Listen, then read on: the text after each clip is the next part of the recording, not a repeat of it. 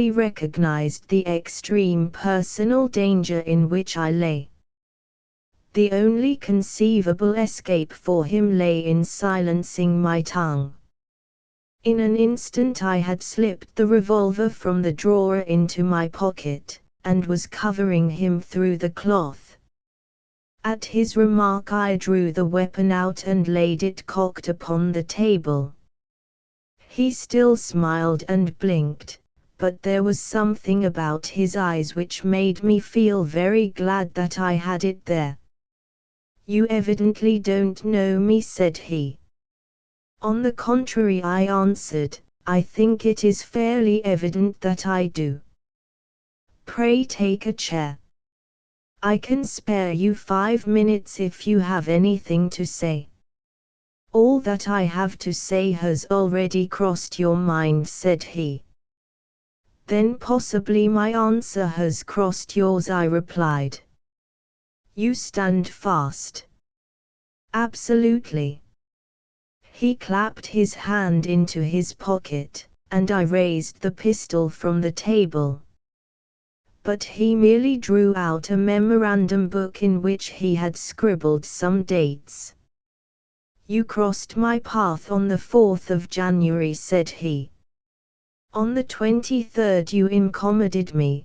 By the middle of February I was seriously inconvenienced by you. At the end of March I was absolutely hampered in my plans, and now, at the close of April, I find myself placed in such a position through your continual persecution that I am in positive danger of losing my liberty.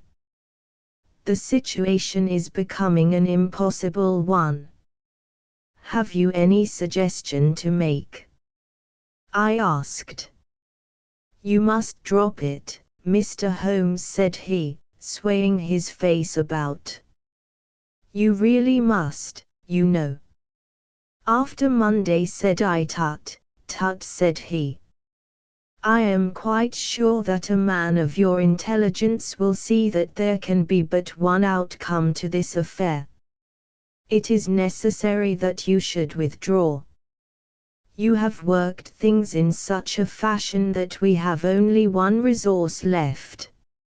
It has been an intellectual treat to me to see the way in which you have grappled with this affair, and I say, unaffectedly, that it would be a grief to me to be forced to take any extreme measure. You smile, sir, but I assure you that it really would." "Danger is part of my trade," I remarked. "That is not danger," said he. "It is inevitable destruction. You stand in the way not merely of an individual, but of a mighty organization, the full extent of which you, with all your cleverness, have been unable to realize. You must stand clear, Mr. Holmes, or be trodden underfoot." "I am afraid," said I, rising, "that in the pleasure of this conversation I am neglecting business of importance which awaits me elsewhere." He rose also and looked at me in silence, shaking his head sadly. "Well, well," said he, at last. "It seems a pity, but I have done what I could. I know every move of your game. You can do nothing before Monday. It has been a duel between you and me, Mr. Holmes. You hope to place me in the dock. I tell you that I will never stand in the dock. You hope to beat me. I tell you that you will never beat me. If you are clever enough to bring destruction upon me, rest assured that I shall do as much to you. You have paid me several compliments, Mr. Moriarty," said I. "Let me pay you one in return when I say that if I were assured of the former eventuality I would, in the interests of the public, cheerfully accept the latter." "I can promise you the one, but not the other," he snarled, and so turned his rounded back upon me, and went peering and blinking out of the room. That was my singular interview with Professor Moriarty. I confess that it left an unpleasant effect upon my mind. His soft, precise fashion of speech leaves a conviction of sincerity which a mere bully could not produce. Of course, you will say, why not take police precautions against him? The reason is that I am well convinced that it is from his agents the blow will fall. I have the best proofs that it would be so. You have already been assaulted. My dear Watson, Professor Moriarty is not a man who lets the grass grow under his feet.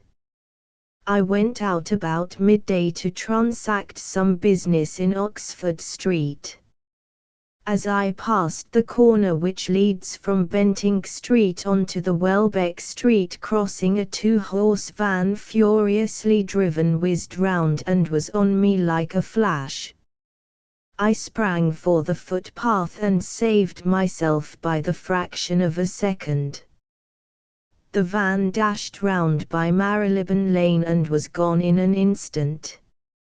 I kept to the pavement after that, Watson, but as I walked down Vere Street a brick came down from the roof of one of the houses, and was shattered to fragments at my feet.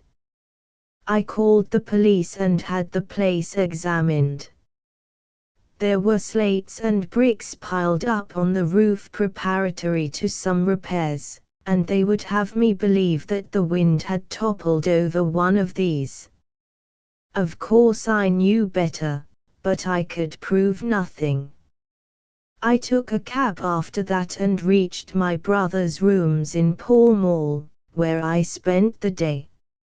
Now I have come round to you, and on my way I was attacked by a rough with a bludgeon. I knocked him down, and the police have him in custody, but I can tell you with the most absolute confidence that no possible connection will ever be traced between the gentleman upon whose front teeth I have barked my knuckles and the retiring mathematical coach, who is, I dare say, working out problems upon a blackboard 10 miles away. You will not wonder, Watson, that my first act on entering your rooms was to close your shutters, and that I have been compelled to ask your permission to leave the house by some less conspicuous exit than the front door. I had often admired my friend's courage, but never more than now, as he sat quietly checking off a series of incidents which must have combined to make up a day of horror. You will spend the night here, I said. No, my friend, you might find me a dangerous guest. I have my plans laid, and all will be well. Matters have gone so far now that they can move without my help as far as the arrest goes, though my presence is necessary for a conviction. It is obvious, therefore, that I cannot do better than get away for the few days which remain before the police are at liberty to act. It would be a great pleasure to me, therefore, if you could come on to the continent with me. The practice is quiet, said I, and I have an accommodating neighbor. I should be glad to come. And to start tomorrow morning, if necessary. Oh yes, it is most necessary. Then these are your instructions, and I beg, my dear Watson, that you will obey them to the letter, for you are now playing a double-handed game with me against the cleverest rogue and the most powerful syndicate of criminals in Europe. Now listen. You will dispatch whatever luggage you intend to take by a trusty messenger unaddressed to Victoria tonight.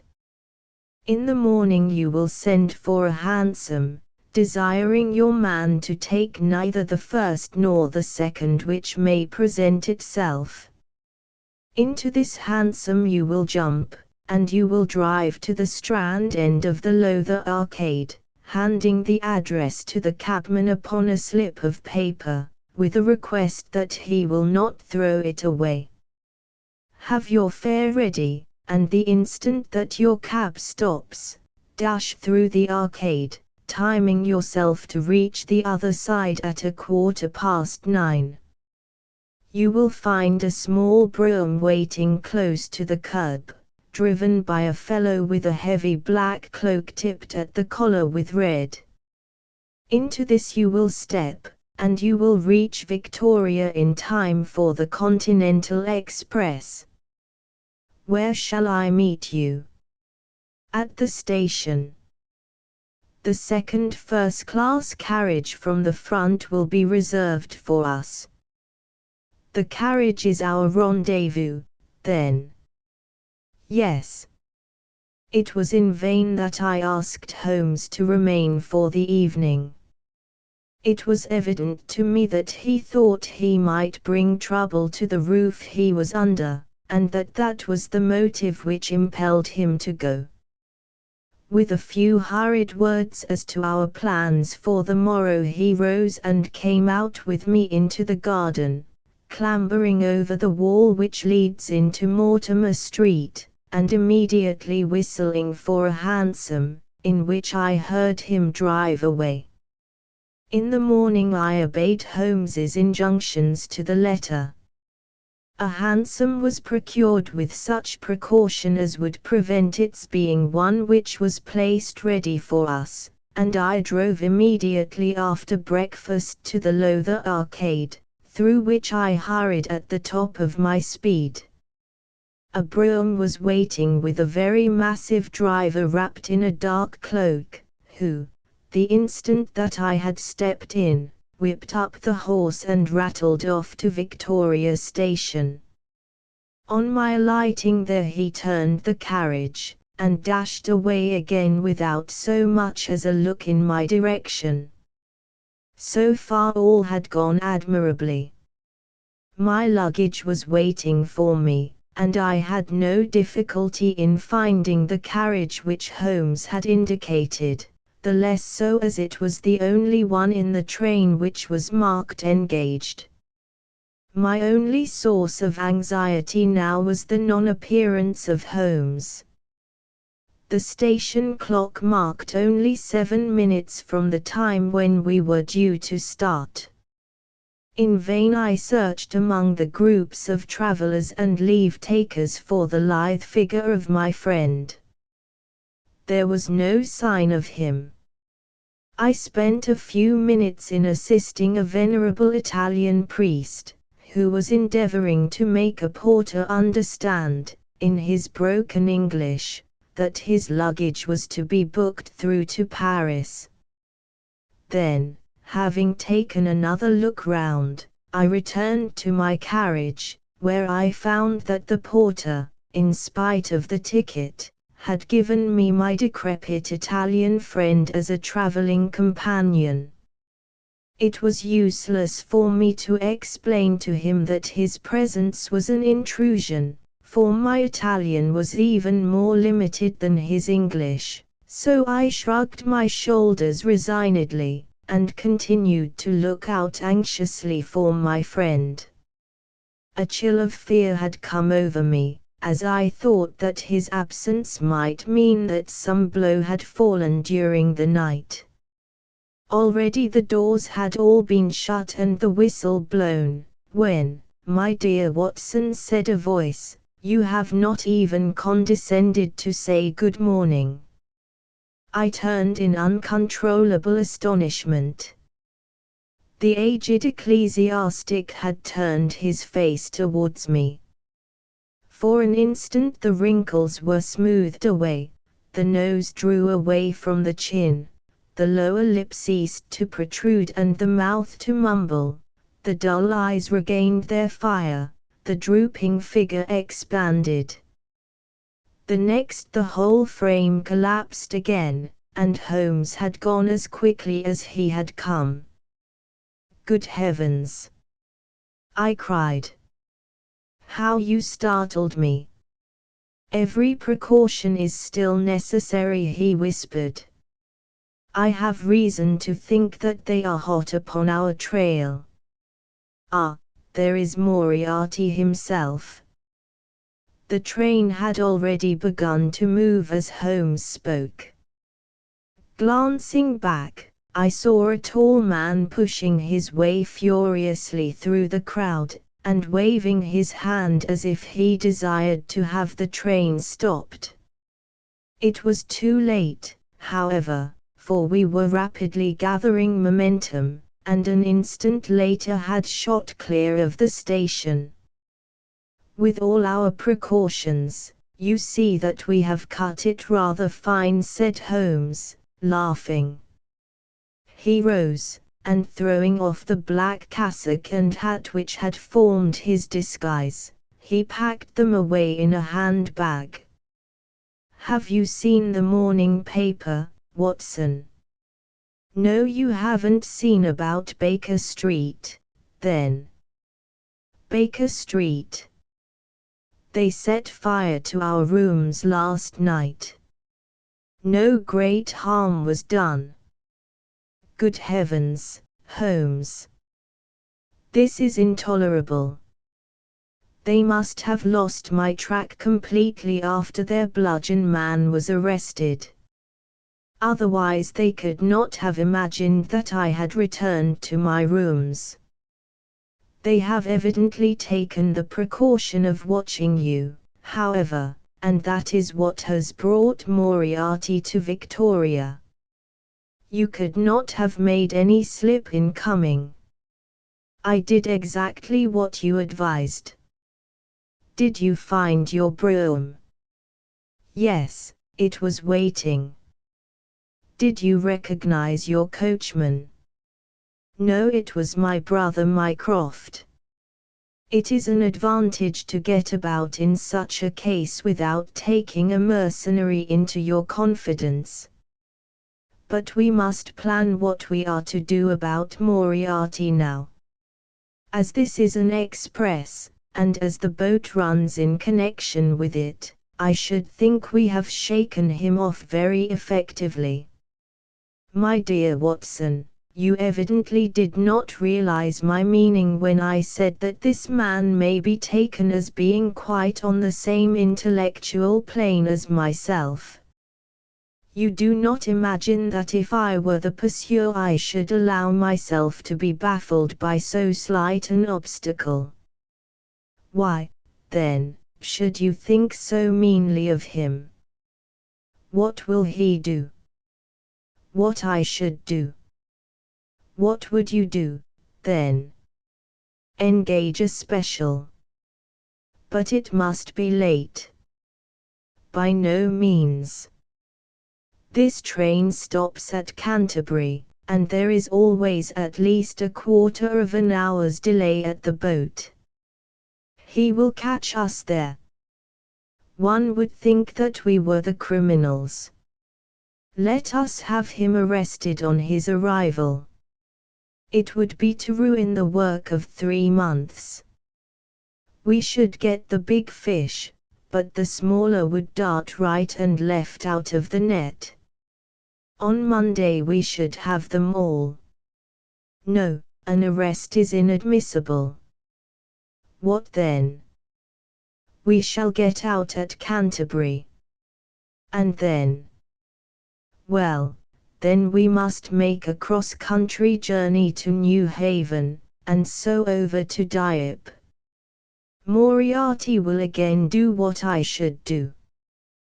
He will get on to Paris, mark down our luggage, and wait for 2 days at the depot.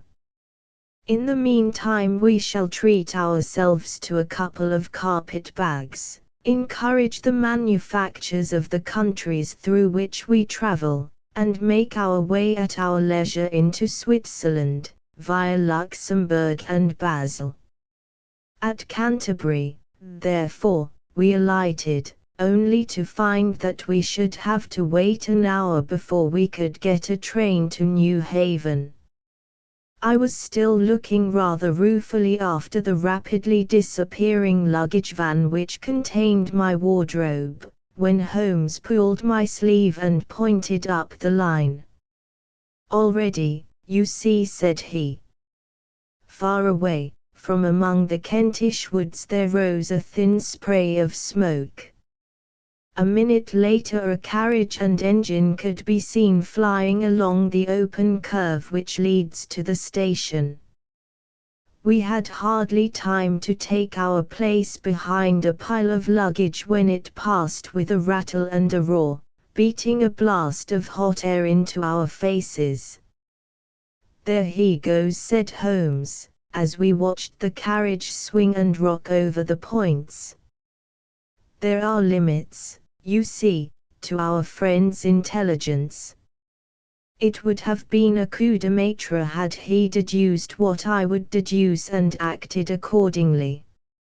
And what would he have done had he overtaken us?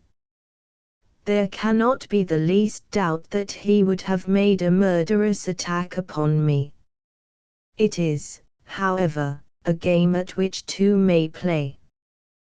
The question now is whether we should take a premature lunch here, or run our chance of starving before we reach the buffet at New Haven. We made our way to Brussels that night and spent 2 days there, moving on upon the third day as far as Strasbourg.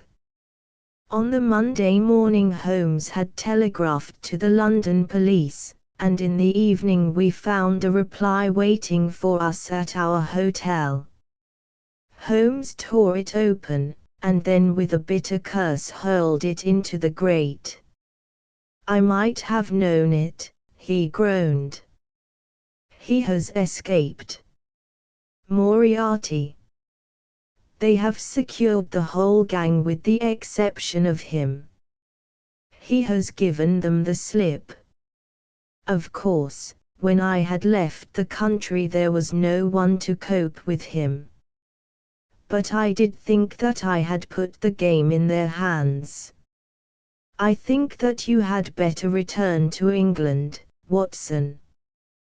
"Why?" "Because you will find me a dangerous companion now. This man's occupation is gone. He is lost if he returns to London. If I read his character right, he will devote his whole energies to revenging himself upon me." He said as much in our short interview, and I fancy that he meant it. "I should certainly recommend you to return to your practice." It was hardly an appeal to be successful with one who was an old campaigner as well as an old friend.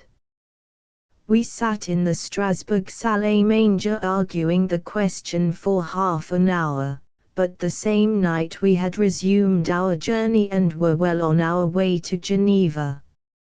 For a charming week we wandered up the valley of the Rhône, and then, branching off at Leuc, we made our way over the Gemmi Pass, still deep in snow, and so, by way of Interlaken, to Meiringen. It was a lovely trip, the dainty green of the spring below, the virgin white of the winter above, but it was clear to me that never for one instant did Holmes forget the shadow which lay across him. In the homely alpine villages or in the lonely mountain passes, I could tell by his quick glancing eyes and his sharp scrutiny of every face that passed us, that he was well convinced that, walk where we would, we could not walk ourselves clear of the danger which was dogging our footsteps. Once, I remember, as we passed over the Gemmi, and walked along the border of the melancholy Dorban Sea, a large rock which had been dislodged from the ridge upon our right clattered down and roared into the lake behind us. In an instant Holmes had raced up onto the ridge, and, standing upon a lofty pinnacle, craned his neck in every direction. It was in vain that our guide assured him that a fall of stones was a common chance in the springtime at that spot. He said nothing, but he smiled at me with the air of a man who sees the fulfillment of that which he had expected. And yet for all his watchfulness he was never depressed. On the contrary, I can never recollect having seen him in such exuberant spirits. Again and again he recurred to the fact that if he could be assured that society was freed from Professor Moriarty he would cheerfully bring his own career to a conclusion. I think that I may go so far as to say, Watson, that I have not lived wholly in vain, he remarked. If my record were closed tonight I could still survey it with equanimity. The air of London is the sweeter for my presence. In over 1,000 cases I am not aware that I have ever used my powers upon the wrong side. Of late I have been tempted to look into the problems furnished by nature rather than those more superficial ones for which our artificial state of society is responsible. Your memoirs will draw to an end, Watson, upon the day that I crown my career by the capture or extinction of the most dangerous and capable criminal in Europe. I shall be brief, and yet exact, in the little which remains for me to tell. It is not a subject on which I would willingly dwell, and yet I am conscious that a duty devolves upon me to omit no detail. It was on the 3rd of May that we reached the little village of Meingen, where we put up at the Englischer Hof, then kept by Peter Steiler the elder. Our landlord was an intelligent man, and spoke excellent English, having served for 3 years as waiter at the Grosvenor Hotel in London. At his advice, on the afternoon of the 4th we set off together, with the intention of crossing the hills and spending the night at the hamlet of Rosenlohe. We had strict injunctions, however, on no account to pass the falls of Reichenbach, which are about halfway up the hill, without making a small detour to see them. It is indeed a fearful place. The torrent, swollen by the melting snow, plunges into a tremendous abyss, from which the spray rolls up like the smoke from a burning house. The shaft into which the river hurls itself is an immense chasm, lined by glistening coal-black rock, and narrowing into a creaming, boiling pit of incalculable depth, which brims over and shoots the stream onward over its jagged lip. The long sweep of green water roaring forever down, and the thick flickering curtain of spray hissing forever upward, turn a man giddy with their constant whirl and clamor. We stood near the edge peering down at the gleam of the breaking water far below us against the black rocks, and listening to the half-human shout which came booming up with the spray out of the abyss. The path has been cut halfway round the fall to afford a complete view, but it ends abruptly, and the traveler has to return as he came. We had turned to do so, when we saw a Swiss lad come running along it with a letter in his hand. It bore the mark of the hotel which we had just left, and was addressed to me by the landlord. It appeared that within a very few minutes of our leaving, an English lady had arrived who was in the last stage of consumption. She had wintered at Davos Platz, and was journeying now to join her friends at Lucerne, when a sudden hemorrhage had overtaken her.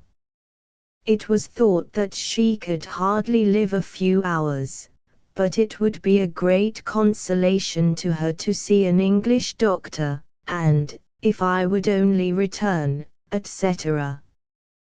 The good Styler assured me in a postscript that he would himself look upon my compliance as a very great favor, since the lady absolutely refused to see a Swiss physician, and he could not but feel that he was incurring a great responsibility.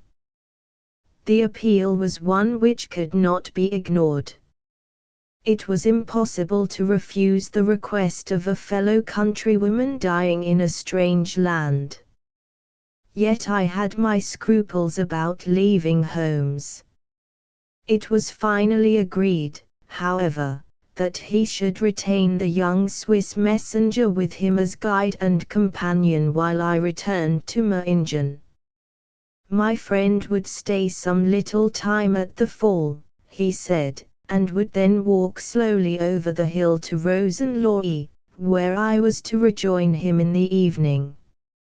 As I turned away I saw Holmes, with his back against a rock and his arms folded, gazing down at the rush of the waters. It was the last that I was ever destined to see of him in this world. When I was near the bottom of the descent I looked back. It was impossible, from that position, to see the Fall, but I could see the curving path which winds over the shoulder of the hill and leads to it. Along this a man was, I remember, walking very rapidly. I could see his black figure clearly outlined against the green behind him.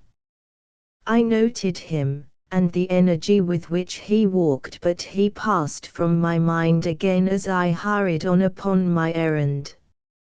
It may have been a little over an hour before I reached Meingen. Old Styler was standing at the porch of his hotel. "Well," said I, as I came hurrying up, "I trust that she is no worse." A look of surprise passed over his face, and at the first quiver of his eyebrows my heart turned to lead in my breast. "You did not write this?" I said, pulling the letter from my pocket.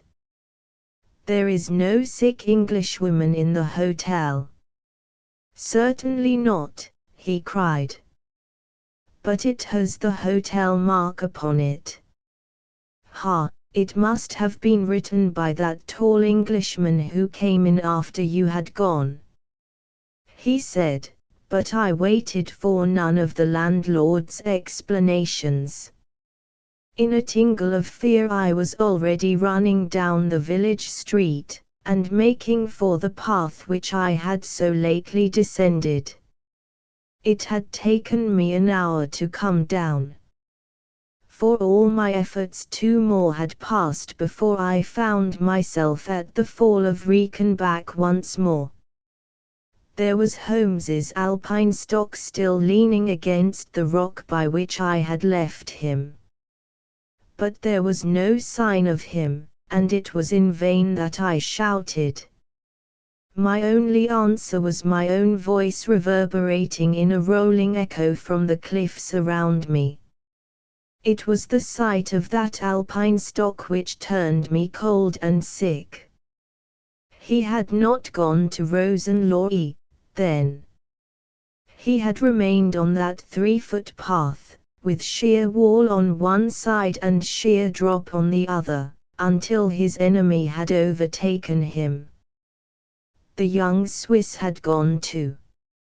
He had probably been in the pay of Moriarty, and had left the 2 men together. And then what had happened? Who was to tell us what had happened then? I stood for a minute or 2 to collect myself, for I was dazed with the horror of the thing. Then I began to think of Holmes's own methods and to try to practice them in reading this tragedy. It was, alas, only too easy to do. During our conversation we had not gone to the end of the path, and the alpine-stock marked the place where we had stood. The blackish soil is kept forever soft by the incessant drift of spray, and a bird would leave its tread upon it.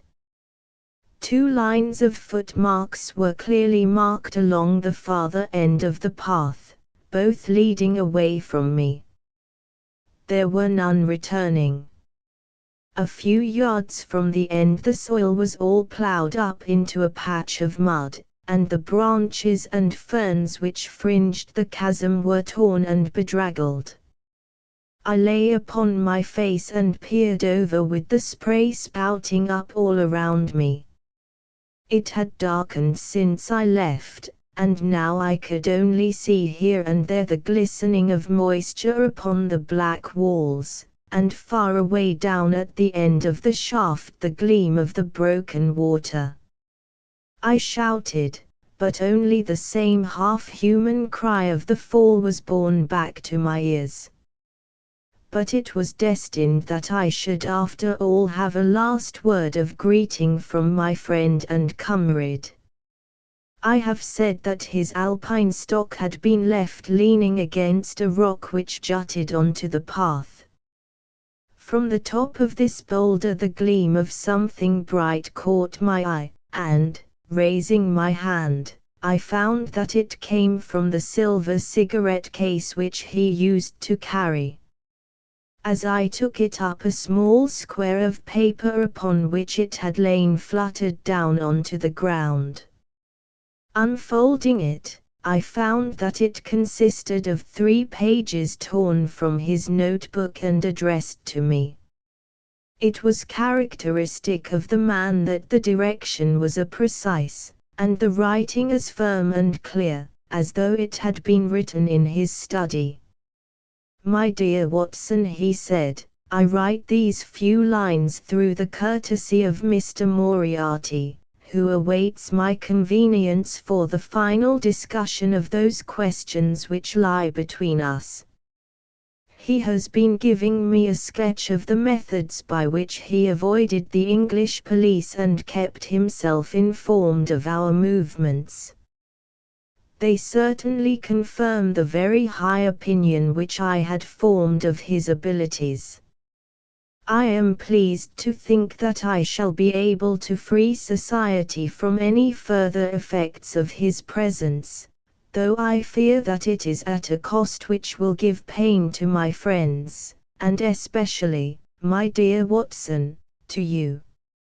I have already explained to you, however, that my career had in any case reached its crisis, and that no possible conclusion to it could be more congenial to me than this.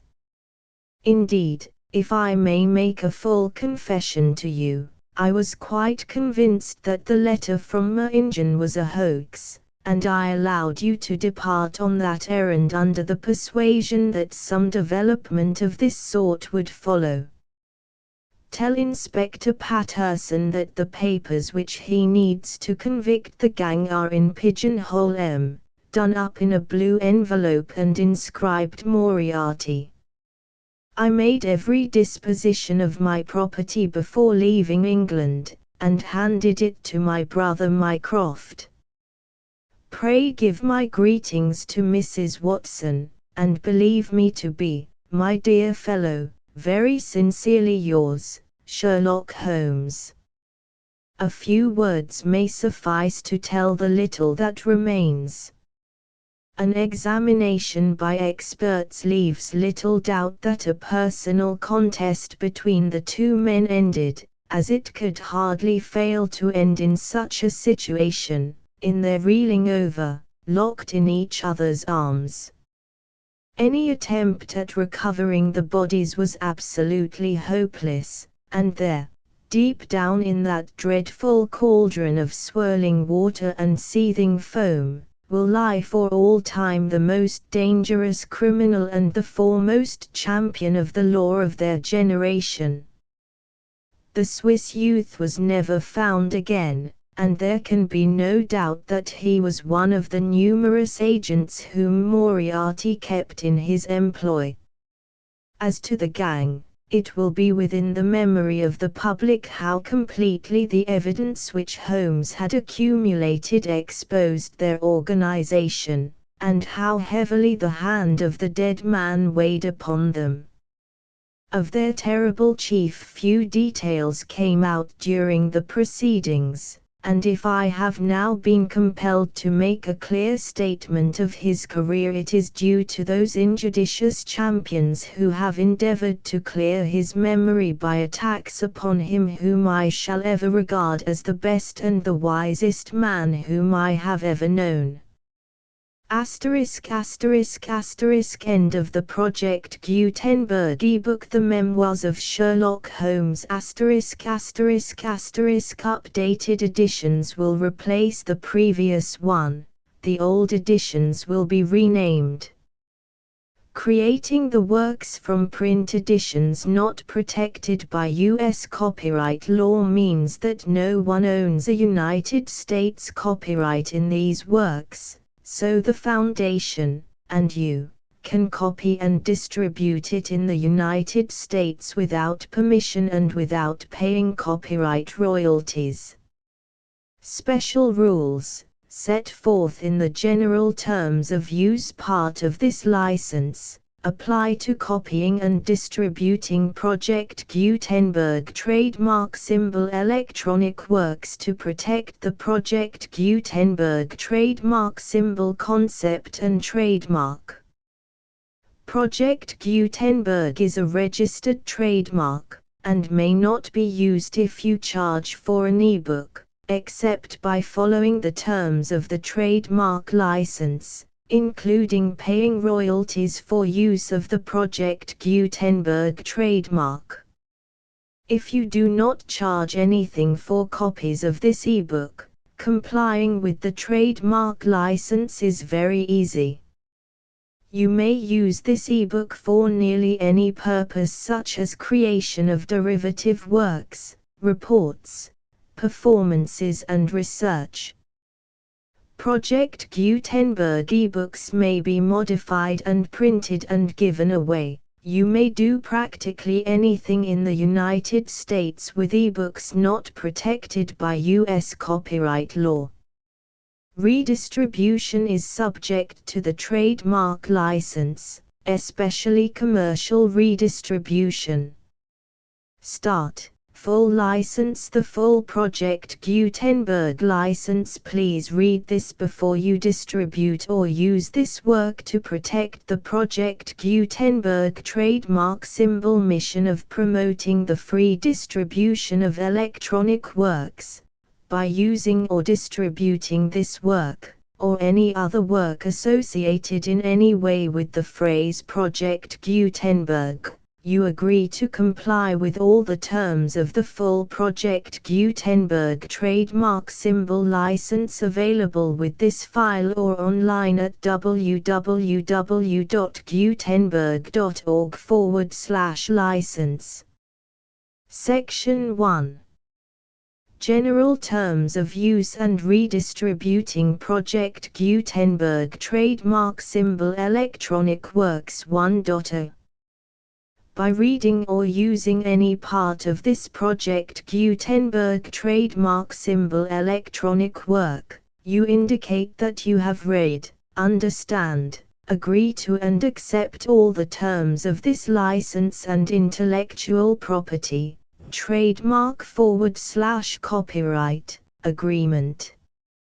If you do not agree to abide by all the terms of this agreement, you must cease using and return or destroy all copies of Project Gutenberg trademark symbol electronic works in your possession.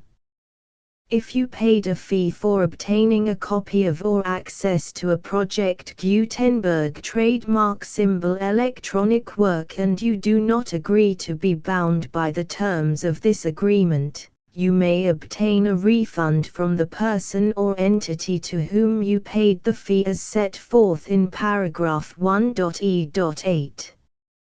1.b Project Gutenberg is a registered trademark. It may only be used on or associated in any way with an electronic work by people who agree to be bound by the terms of this agreement. There are a few things that you can do with most Project Gutenberg trademark symbol electronic works even without complying with the full terms of this agreement. See paragraph 1.c below. There are a lot of things you can do with Project Gutenberg trademark symbol electronic works if you follow the terms of this agreement and help preserve free future access to Project Gutenberg trademark symbol electronic works. See paragraph 1.e below. 1.c. The Project Gutenberg Literary Archive Foundation, the Foundation or PGLAF, owns a compilation copyright in the collection of Project Gutenberg trademark symbol electronic works. Nearly all the individual works in the collection are in the public domain in the United States. If an individual work is unprotected by copyright law in the United States and you are located in the United States, we do not claim a right to prevent you from copying, distributing, performing, displaying or creating derivative works based on the work as long as all references to Project Gutenberg are removed. Of course, we hope that you will support the Project Gutenberg trademark symbol mission of promoting free access to electronic works by freely sharing Project Gutenberg trademark symbol works in compliance with the terms of this agreement for keeping the Project Gutenberg trademark symbol name associated with the work. You can easily comply with the terms of this agreement by keeping this work in the same format with its attached full Project Gutenberg trademark symbol license when you share it without charge with others. 1.d. The copyright laws of the place where you are located also govern what you can do with this work. Copyright laws in most countries are in a constant state of change.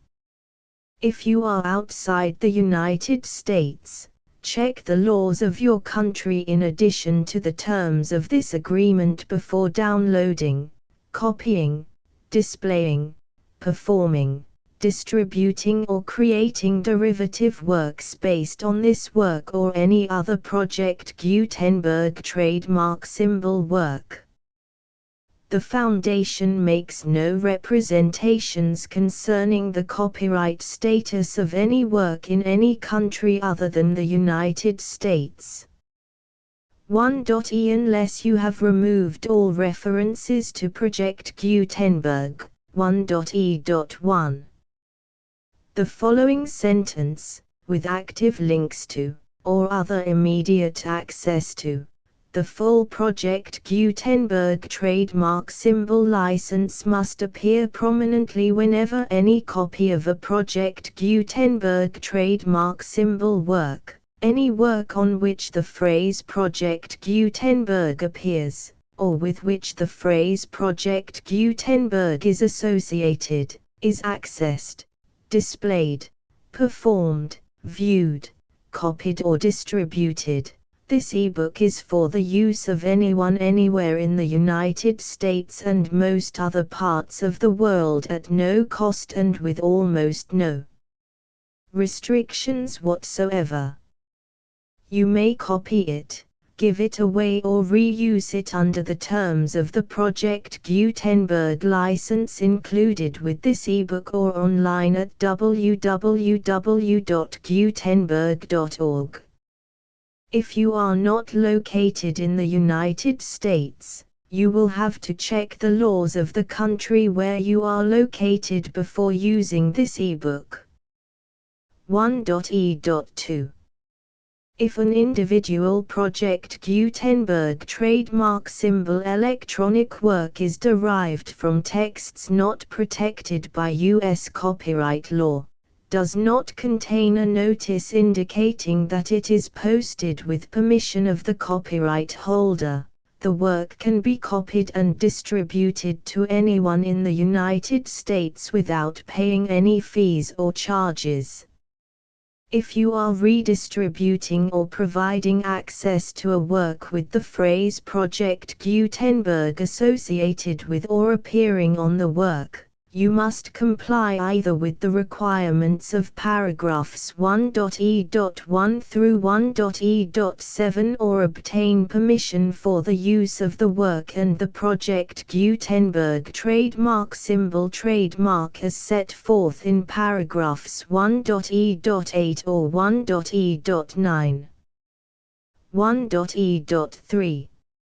If an individual Project Gutenberg trademark symbol electronic work is posted with the permission of the copyright holder, your use and distribution must comply with both paragraphs 1.e.1 through 1.e.7 and any additional terms imposed by the copyright holder.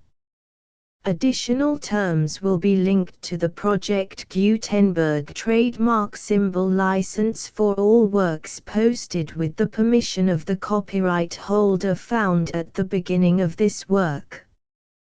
1.e.4. Do not unlink or detach or remove the full Project Gutenberg trademark symbol license terms from this work, or any files containing a part of this work or any other work associated with Project Gutenberg trademark symbol. 1.e.5.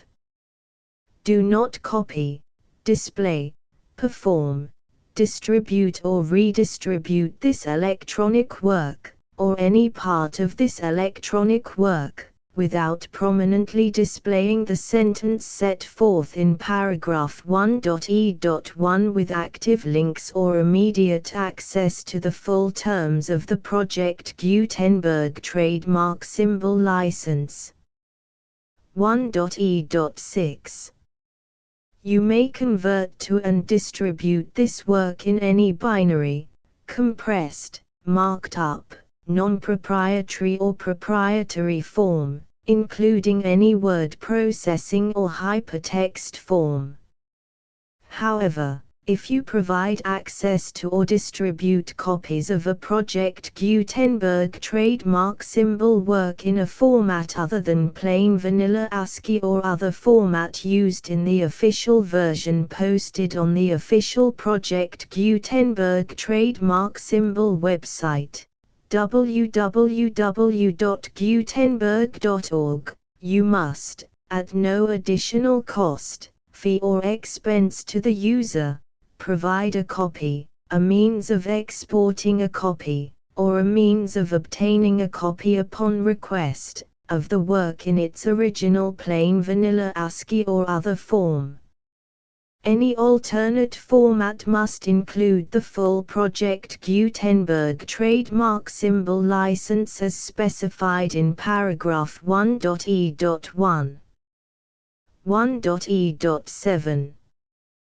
Do not charge a fee for access to, viewing, displaying, performing, copying or distributing any Project Gutenberg trademark symbol works unless you comply with paragraph 1.e.8 or 1.e.9. 1.e.8. You may charge a reasonable fee for copies of or providing access to or distributing Project Gutenberg trademark symbol electronic works provided that you pay a royalty fee of 20% of the gross profits you derive from the use of Project Gutenberg trademark symbol works calculated using the method you already use to calculate your applicable taxes. The fee is owed to the owner of the Project Gutenberg trademark symbol trademark, but he has agreed to donate royalties under this paragraph to the Project Gutenberg Literary Archive Foundation. Royalty payments must be paid within 60 days following each date on which you prepare, or are legally required to prepare, your periodic tax returns. Royalty payments should be clearly marked as such and sent to the Project Gutenberg Literary Archive Foundation at the address specified in Section 4. Information about donations to the Project Gutenberg Literary Archive Foundation. You provide a full refund of any money paid by a user who notifies you in writing, or by email, within 30 days of receipt that he does not agree to the terms of the full Project Gutenberg trademark symbol license. You must require such a user to return or destroy all copies of the works possessed in a physical medium and discontinue all use of and all access to other copies of Project Gutenberg trademark symbol works. You provide, in accordance with paragraph 1.f.3, a full refund of any money paid for a work or a replacement copy, if a defect in the electronic work is discovered and reported to you within 90 days of receipt of the work. You comply with all other terms of this agreement for free distribution of Project Gutenberg trademark symbol works. 1.e.9. If you wish to charge a fee or distribute a Project Gutenberg trademark symbol electronic work or group of works on different terms than are set forth in this agreement, you must obtain permission in writing from the Project Gutenberg Literary Archive Foundation, the manager of the Project Gutenberg trademark symbol trademark. Contact the Foundation as set forth in Section 3 below. 1.f1.f.1. Project Gutenberg volunteers and employees expend considerable effort to identify, do copyright research on, transcribe and proofread works not protected by U.S. copyright law in creating the Project Gutenberg trademark symbol collection. Despite these efforts, Project Gutenberg trademark symbol electronic works, and the medium on which they may be stored, may contain defects such as, but not limited to, incomplete, inaccurate or corrupt data, transcription errors, a copyright or other intellectual property infringement, a defective or damaged disk or other medium, a computer virus, or computer codes that damage or cannot be read by your equipment. 1.f.2.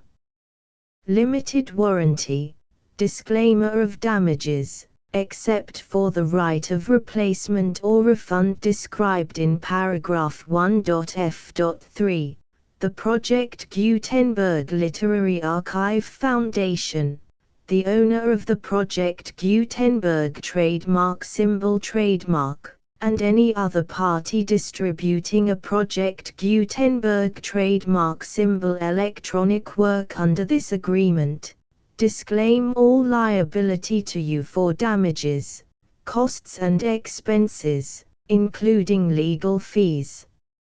You agree that you have no remedies for negligence, strict liability, breach of warranty or breach of contract except those provided in paragraph 1.f.3.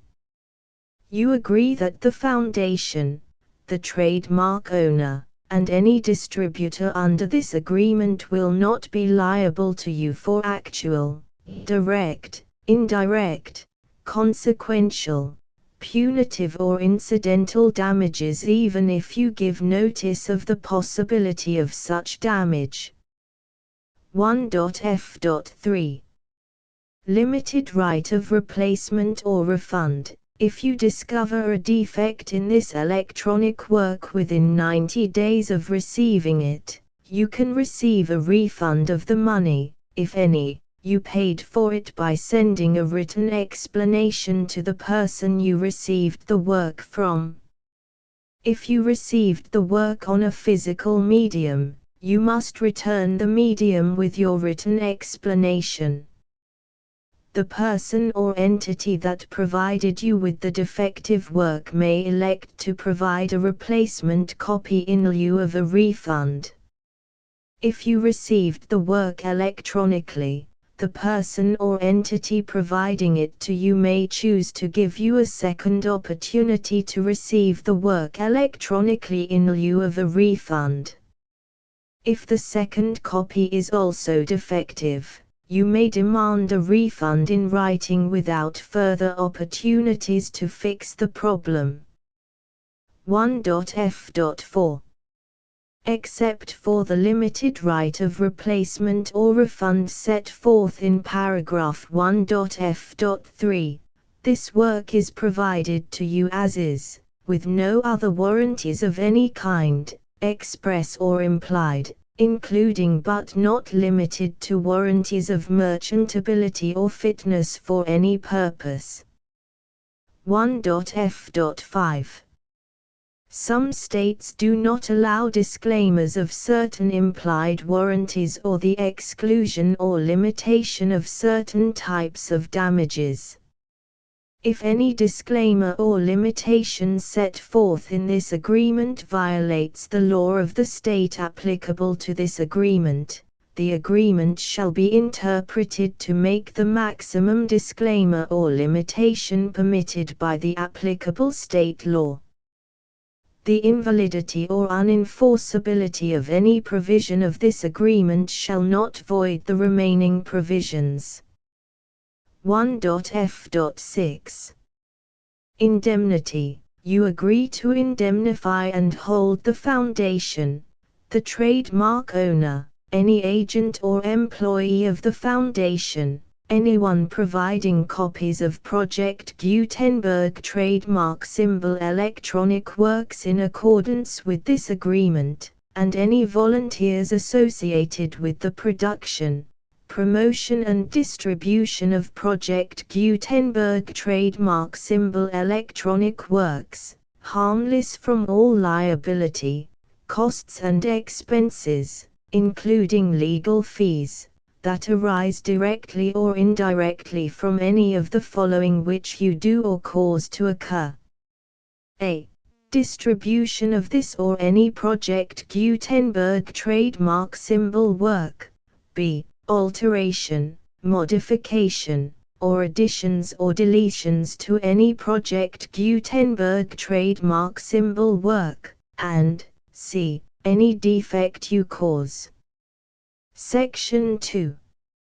Information about the mission of Project Gutenberg trademark symbol. Project Gutenberg trademark symbol is synonymous with the free distribution of electronic works in formats readable by the widest variety of computers, including obsolete, old, middle-aged and new computers.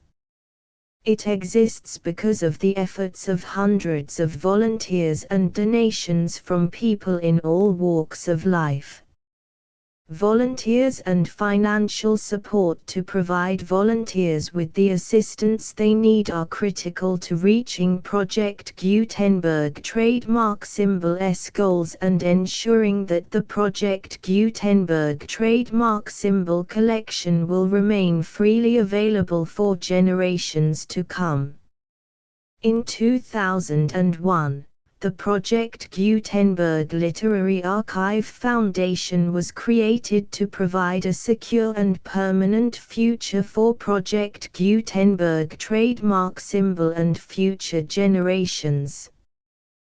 To learn more about the Project Gutenberg Literary Archive Foundation and how your efforts and donations can help, see sections 3 and 4 and the Foundation information page at www.gutenberg.org.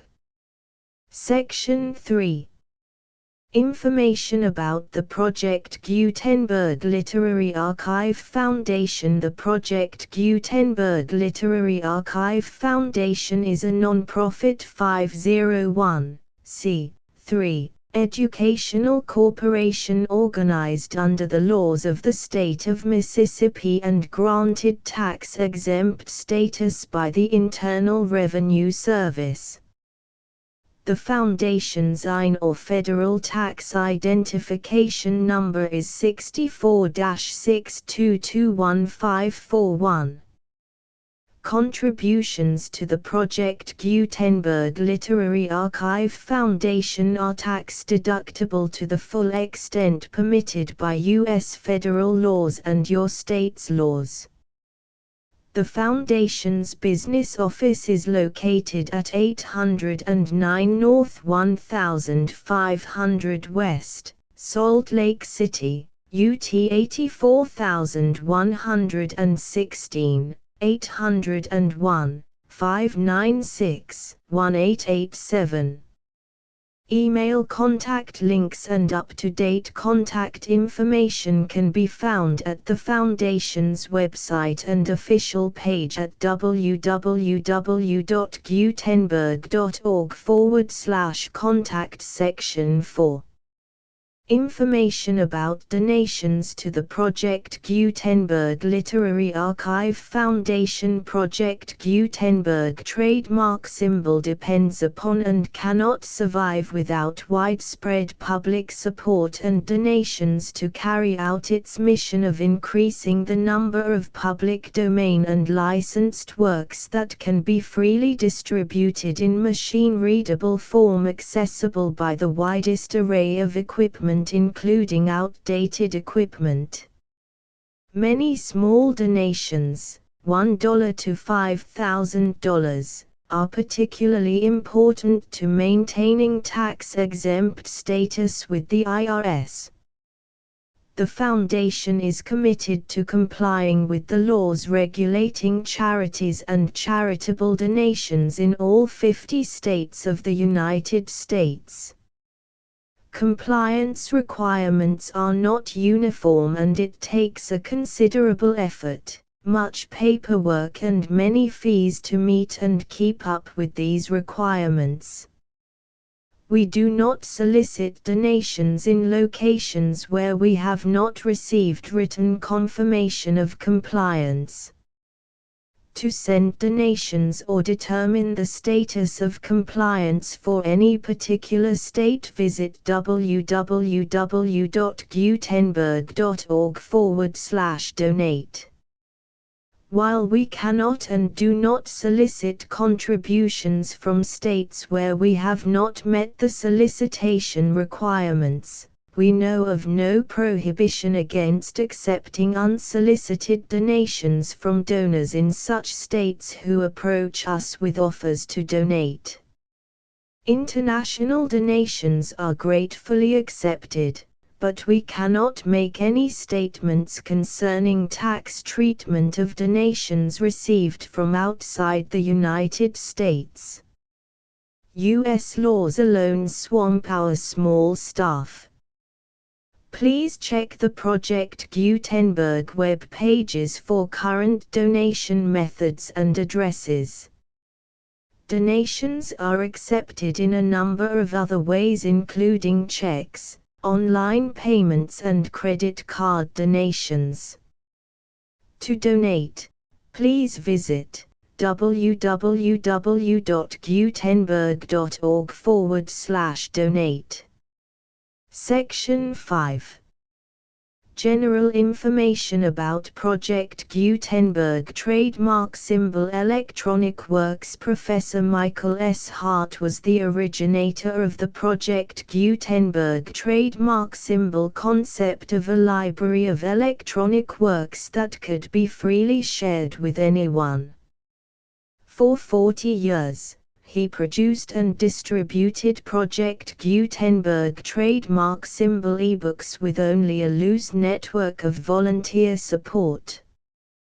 Project Gutenberg trademark symbol ebooks are often created from several printed editions, all of which are confirmed as not protected by copyright in the US unless a copyright notice is included.